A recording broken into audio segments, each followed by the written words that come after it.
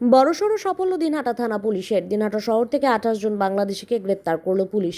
গোপন সূত্রে খবর পেয়ে দিনহাটা শহরের স্টেশন চৌপতি এলাকা থেকে তাদের গ্রেপ্তার করে পুলিশ। জানা যায়, বেশ কয়েক বছর আগে সীমান্ত পেরিয়ে ভারতে প্রবেশ করে এই বাংলাদেশিরা ভারতের হরিয়ানা, দিল্লি সহ বিভিন্ন জায়গায় ইটভাটায় কাজ করত।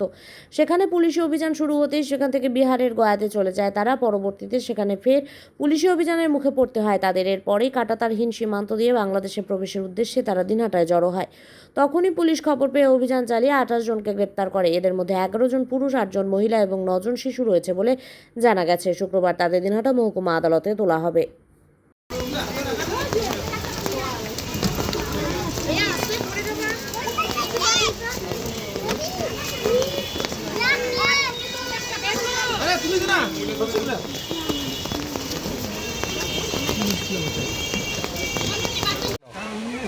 তাই জন্য বাড়ি যাবো